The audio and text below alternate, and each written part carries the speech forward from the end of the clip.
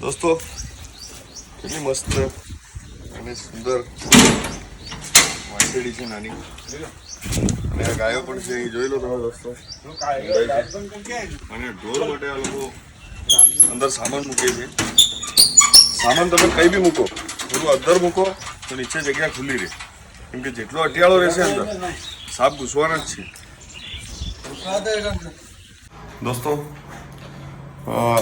તળાવ પર આ વાડી છે, અને અહીંયા વાડીમાં ઝૂંપડી છે, એમાં કંઈક સાપ ઘૂસેલો છે, અને સાપ આ કેરેટની અંદર છે. જો સાપ કયો છે.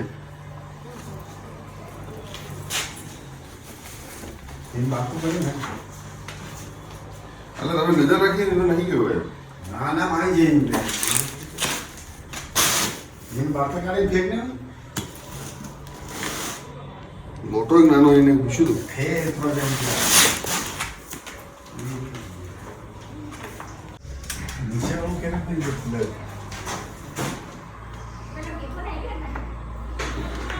યા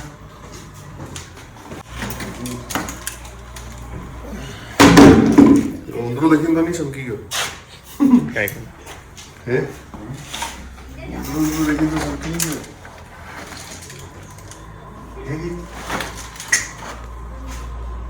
લાકડાનું તો નહીં રહી નીચે દર છે, પાણી નીકળવાનું લાગે.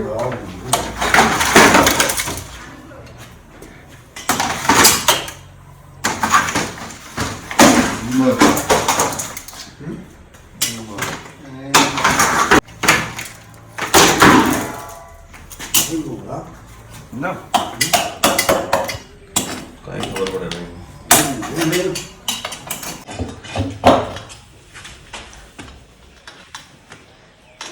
કડક મેરે હા 80 કિલો વજન પૂરો કરી ઠીક ને ઘણ જોવે ઘણ બધું કિનારી કિનારીથી લો.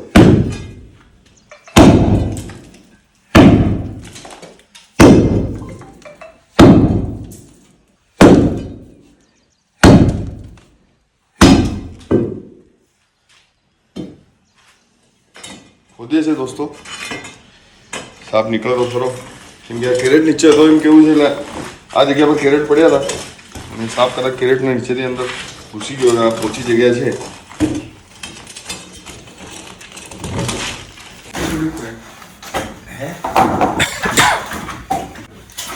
દોસ્તો કેરેટમાં જોવા મળ્યો અમને સાપ. કેરેટમાં જોયું પણ સાપ જોવા નથી. લાકડા જોડે પડ્યા છે, એટલે લાકડામાં જોઈએ છે.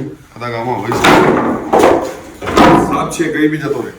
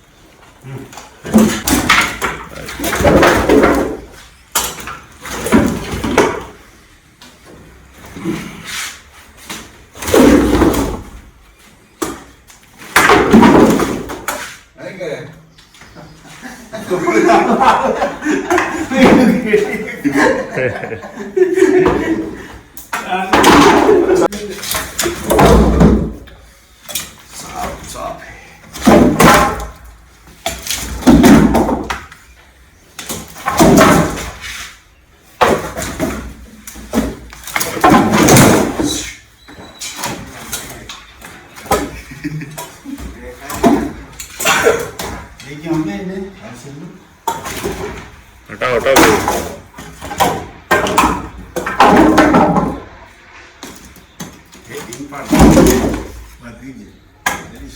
કાંઈ નહીં.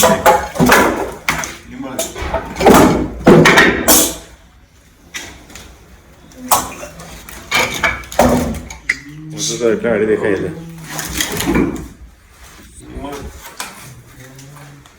દોસ્તો આટલું બધું ખોલી નાખ્યું પણ સાપ જોવા મળ્યો નથી.